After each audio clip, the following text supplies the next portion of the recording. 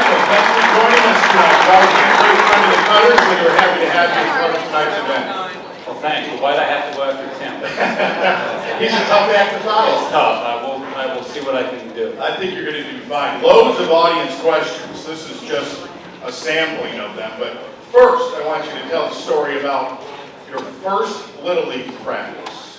So my first Little League practice, I was 8, because back then we didn't have T-ball and stuff like that. So where I lived in Toursville, I had the Little League field was at the elementary school, was about 4 blocks away.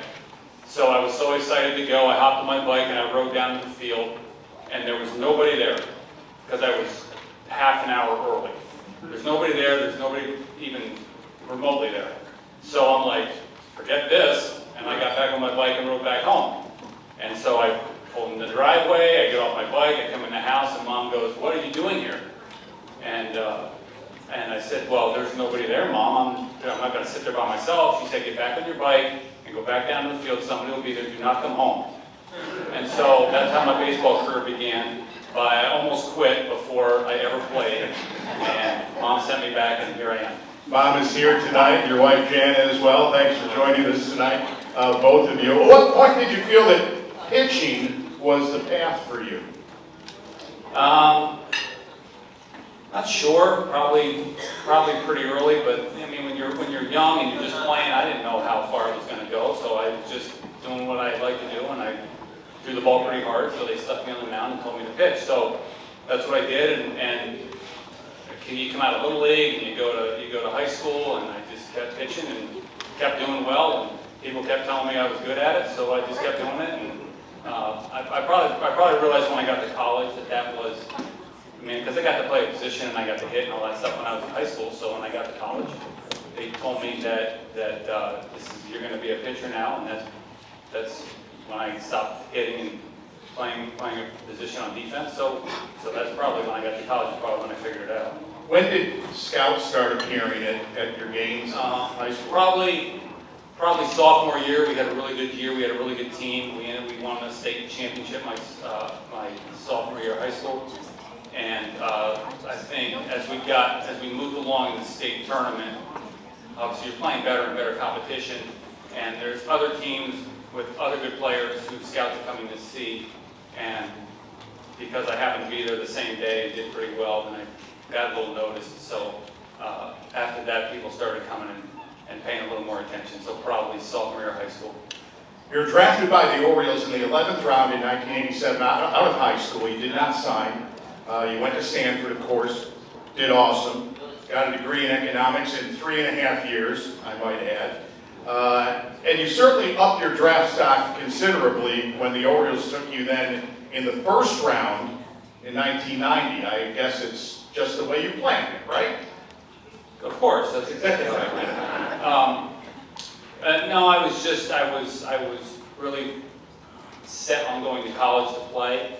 And I didn't know, I mean, I'm from here, so how much do we know about Major League Baseball or professional baseball or anything? I didn't know how it worked. I didn't know anything about the system. I didn't know how the minors were. I didn't know anything. And so I had been set on going to school for a long time. So I just said, I'm going to college. And I basically told them that well before the draft even happened. And so that's what I did. And at 18 years old, it was the complete right move to make. I got to play baseball in California. It was a lot warmer than it is here. We won a national championship while I was at Stanford. I'd do it again if I had to do it again. So, and then I get through college, and there's no injuries, and I'm still doing well, and I get drafted again, and then the career started after that. So. But yeah, going to school is definitely my correct move to make. Well, and your senior thesis was, get this, the economics of signing out of high school as opposed to college. That was his thesis. 1995, Mike. I got an A, by the way. On that. Of course. I think it was close to my only A, but I got an A. Oh, come on. Stanford's a hard place. Yes, it is. 1995, you were the starting pitcher for the Cal Ripken game when he broke Lou Gehrig's consecutive game streak. What was that night like?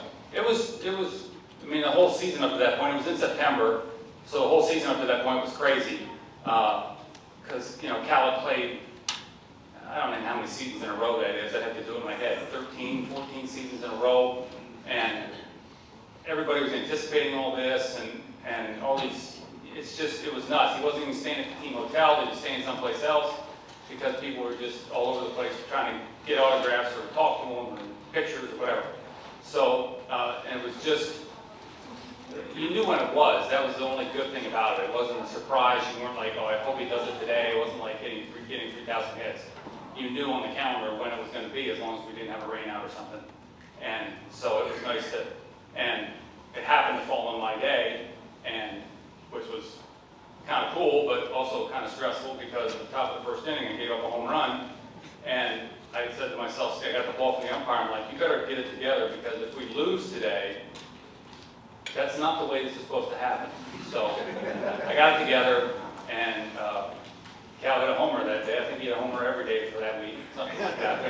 And we ended up winning the ball game. So, but it was just ironic, and it was a crazy season getting through all that. For the record, Mike did get the win that night. 7 2/3 innings, 5 hits, 2 runs. Nobody pitches 7 2/3 innings anymore, right, Tim? Nobody. Doesn't happen. What has happened? Doesn't happen.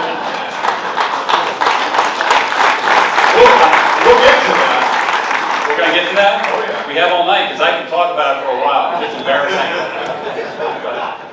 What was it like playing for Joe Torre? You got a lot of questions. And there's a lot of, yeah. Joe Torre, great guy, great players manager. When people say that, he just relates well to us. Joe was a catcher when he played, Hall of Fame, almost a Hall of Fame player. He is a Hall of Fame manager.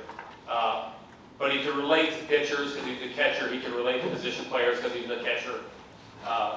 It was just really good playing for him. Obviously, you're playing for a really good team, really high expectations, all those things. We got to go to 2 World Series while I was in New York, and it was good. And you know, he trusted in his players, and he kind of just made the lineup, put you on the field, and said, "Go get them." And made a couple changes here or there. We didn't overmanage, didn't try to do too much. Just let the players do their thing, and that's what we did. Well, you had a fairly famous incident with Joe Torre back in 2006. You want to talk about that? Yeah, we're going to talk about that. 2006. You were 1 out away from a complete game against the Tigers. Shut up. Shut out. Let's check. That's the whole reason. Go ahead, watch the video. Let's check out the video. Oh, you missed the good part. No. So they're going to show it again? Yeah. Oh, here we go.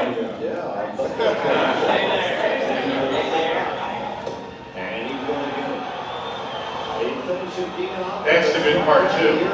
You did finish it off. So, I mean, Mike, that is some emotion right there. I mean, you were telling Joe Torre, no, stay in the dugout. Don't you dare come out here. No, that was anger. That was anger. So there's a whole backstory to what you saw. So I'm 38 years old, or however old I was, 37 years old, and I was going to have a shutout. And which, again, doesn't happen anymore because they can't pitch 9 innings anymore, because it's too much to ask for a 28-year-old to throw 9 innings in a game. Heaven forbid. So, anyway, back to Detroit. So, there's a guy on second, there's 2 outs. I think it was 4-0 or 3-0, whatever it was. And Mariano was warming up in the pen, and it had to be 4-0 because this is why this happened. So, there's a ground ball to A-Rod at third. A-Rod's playing at third. And it's right to him, 2 bounces, easy play. He takes like 25 shuffles at me, so because he's playing third, I'm between him, kinda. I'm a little off, but he's like coming across. Throw it. I'm watching him, just kind of like running across in front of me almost. And Rod throws it and just airmails the guy at first. He threw it from about here, and the ball went up. And he airmails it almost into the stands. And the guy, of course, is second base because there was 2 outs. He's round, he scores, and now I lose my shutout. And you don't get shutouts a lot when you're 37 or 38 years old. You don't get them anymore today.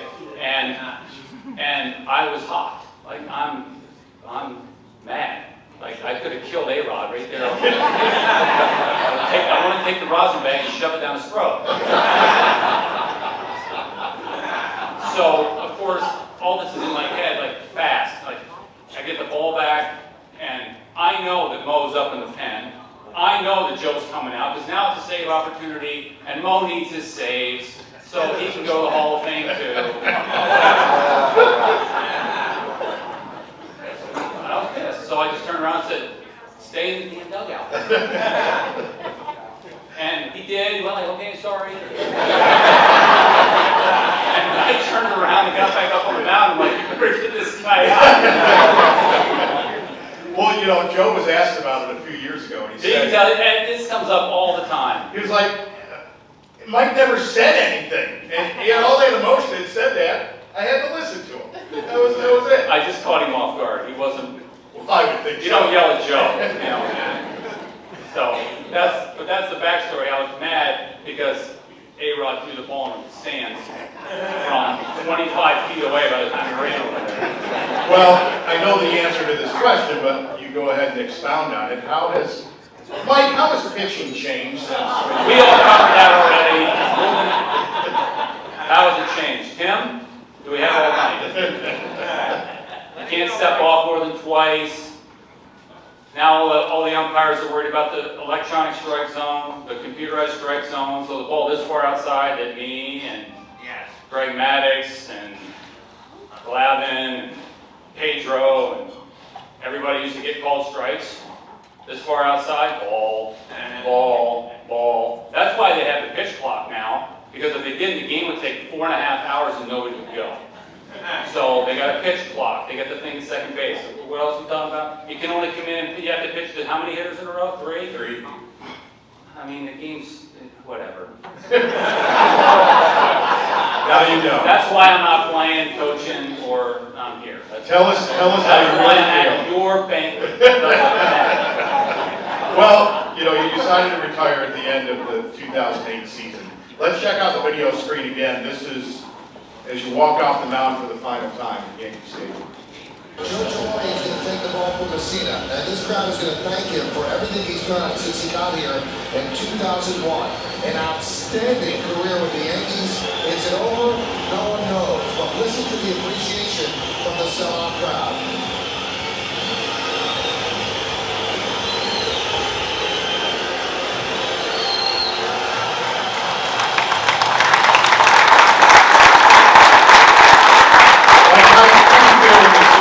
How did you feel that day?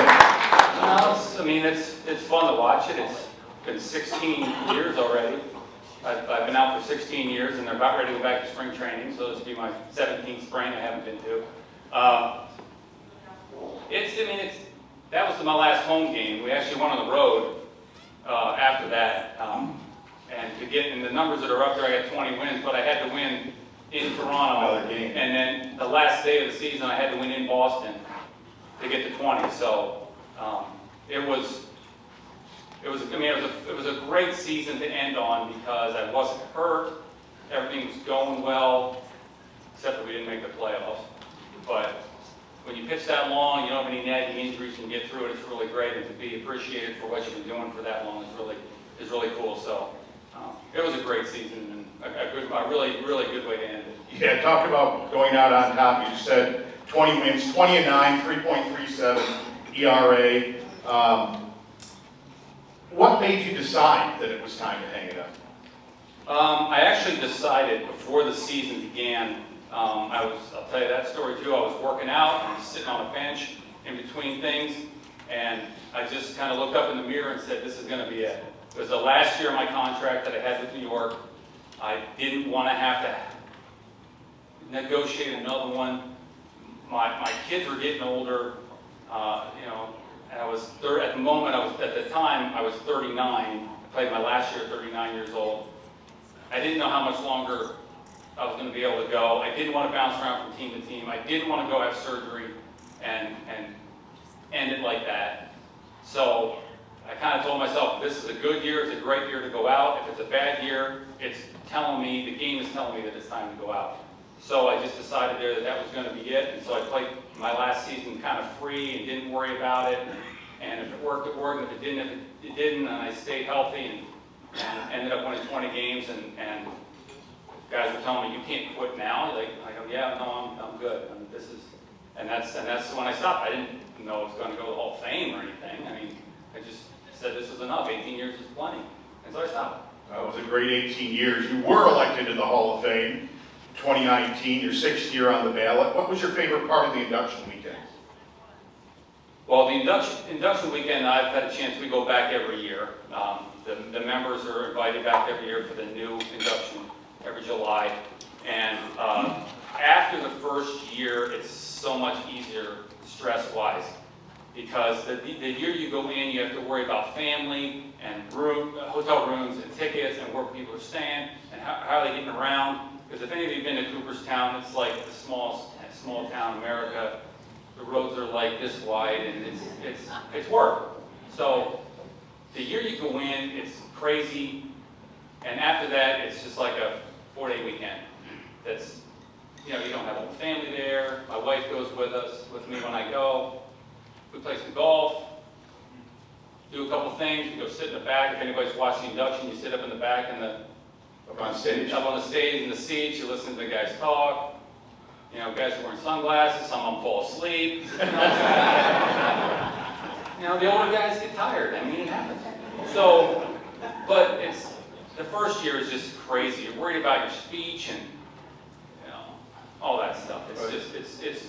It's a lot. You did a great job. Thanks. Excellent job. One more Hall of Fame question. You went in with no logo on your cap, on your Hall of Fame plaque. Right. Tell us why. Well, I couldn't decide between 10 years in Baltimore and 8 years in New York. So it didn't make it. I think Baltimore gave me my opportunity. They put me in the rotation. I stayed there for 10 years, and we made a couple playoff appearances. But I think New York kind of really got me on the national stage, and I was able to go out there and play with great teammates and in a crazy baseball town that wants you to win the World Series two times every year. So, I mean, it was both places were great experiences for me. And when you start picking one, I didn't want to tell somebody else that to them it didn't matter, because they both mattered the same to me. So I might as well go without one than try to pick one over the other. Is it okay if we go a little overtime with Mike? Just a few minutes. All right. Let's see how hard these questions are first. All right. Questions from the audience. What advice do you have for today's youth who dream of being a pro athlete? Keep working at it. Don't play one sport. Play as many as you can. And then don't quit. If you want to keep doing it, keep doing it. If somebody tells you you can do it, keep trying. But it's a tough racket. There's a lot of guys out there that are talented, but keep after it if you want to keep after it. Here's a good one for you. Who was the better athlete in high school, you or your brother Mark? That's not even a question. I mean, seriously, who asked that question? Hey, no names. Raise your hand. Who asked that question? Come on, That's that's right now. Jamie? Oh, it said trick question. There you go. Jamie Foster. Please provide some color on your excellent relief appearance in '03 in the ALCS versus the Red Sox. Some color. I don't know. Tell us about it. Okay, so there's a backstory to this too. So, Game 7, Boston Red Sox, ALCS, in New York. Roger Clemens is the starter. We're not doing good. We're down 3-0. I think it's the 4th inning, maybe. So they sent me to the pen in like the 2nd inning, and Joe and Mel Stottlemyre, the pitching coach, told me that if we need you, you'll start a fresh inning. Like, we're not going to bring you in the middle of an inning. So I get down to the pen. Roger throws like 3 pitches to the first hitter, and the guy hits it in the left field bleacher, so it's a homer. So it's 4-0. Your phone rings. Moose, get up. You said a fresh, never mind.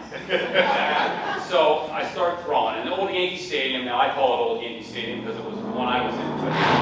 So there's a plexiglass window, like near the mound. So I can, if I duck down, I can see. I can see like the mound, I can see the pitcher's mound, the infield. So I'm throwing a couple, I throw a couple more. I look out and like looking like this out the window, and guy gets a base hit. I'm like, and so the bullpen catcher's like, come on, let's go. All right, so I start going. And now I'm catching the ball from the catcher with my foot in the hole on the mound, like in front of the mound. So it's throw it, step back, put my foot in, catch it, throw it, put my foot in, step back, catch it like as fast as I can. Fastball, curve, slider, go. Look out the window. Base hit. First and third. Phone rings again. They get this other guy up. Lefty. He's at the bottom of the mound. Okay, so he's not even on the rubber yet. I'm going like crazy, almost have 2 balls going, and he's at the bottom of the mound down there throwing. Like, I look out again, and Joe comes up out of the dugout. I turn on again and go, it's me, because he's not going. So I give the bullpen guy the ball, and out the gate I go, and I'm running across the field, and I go, just don't fall down. Because I don't leave the bullpen when in pregame, I walk. Sorry, you walk across the field. There's 80 million people watching. And I got to run from the bullpen across the field. I said, just get to the grass, just get to the dirt. You can walk the rest of the way. And I got to the dirt, and I struck out a guy and got a double play, and we scored some runs, and ended up winning the game and at the end, and it was nuts. But that's my... You get a fresh inning, and that's a lot. No, that was a lot. For those of you who don't know, Mike, of course, coached the Montoursville basketball team for a while. He was with the baseball team, and he also coached the golf team. Still coaches the golf team. So the question: how do you think the Montoursville golf team will do next year? Yikes. Okay, so I don't take golf as seriously as I take the other stuff. So I just want to teach the kids how to hopefully get the ball off the ground. Those of you who play golf, it's very hard. People don't think it is. It's very difficult.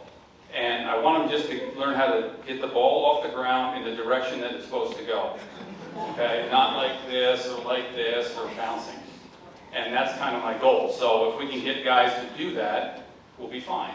And yes, we teach them how to putt, and yes, I try to teach them how to chip it on the, get it on and get out of the sand and all these things. But most of all, if I can send it, if the hole's that way, we're going that way. Okay? We're not going this way. We're not going this way. And that's kind of my coaching philosophy. I don't care if it's a bullet 6 feet off the ground that goes 150 yards. At least we're going in the right direction, and we'll get somewhere. That's my objective. Well, good luck this year. Good luck in the spring. Another golf question: of all the Hall of Famers, who's the worst golfer? At the Hall of Fame? Yeah. Oh man, I can't say that out loud. Whisper it to me. There's no way. No. He's talking about George Brett. I play golf with George Brett. George is great. I'm in my middle 50s. George is probably 10 years older than I am, coming up on 10 years. He hits the ball a mile straight, takes it seriously. George is a really good player. I played, but Smoltz is really good. I mean, there's some bad ones. When I was just talking about hitting it straight, we're going that way, and not that there's a lot of guys who go this way. Swing and a miss. Swing and a miss is bad in golf. And it still counts as a stroke. It's still number one, yes. Who was your toughest out? People ask me this a lot. It's changed over the years. When I was playing, it started out being one guy or another guy, and it kind of transitioned to other people. And as I got older, they all started getting younger. So, I mean, I had trouble with Frank Thomas for a while, and Edgar Martinez for a while, and Ichiro, when Ichiro came into the league, Ichiro he just fouled the ball off on purpose until he got one he could hit hard, and then he hit it hard. And Ichiro is different than today, of course. There's another baseball thing I'm talking about. Nobody hits for average anymore. Everybody has to hit a homer or a double because they don't pay people enough who get 210 singles in a year and score 150 runs. Ichiro got 260, how many hits? 270 hits in 1 year. They only play 162 games. So that means he got over 1 hit every game, average. Plus he stole, bugs in here, what's going on? Plus he stole bases his first, I don't know, 6, 7 years of his career. He stole whenever he wanted to. You know, Ichiro's, and so he gave me trouble. I don't know, there's probably guys that I can't even think of that gave you trouble, but it changed because I figured out, I kept working, and I figured out ways to get guys out, and somebody else would figure out how to get hits off me. All right, we're going to wrap it up with a little true-false, okay? 4 true and false questions. That's it? That's it. Multiple choice? No, just true-false. Well, I guess that's multiple choice. Oh. Where's the 5-question thing that those guys? No, you're getting true or false. Well, that makes me sound stupid.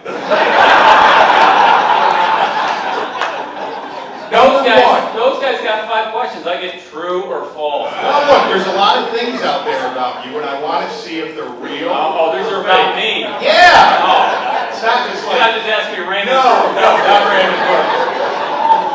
True or false? It's Maryland, south of Pennsylvania.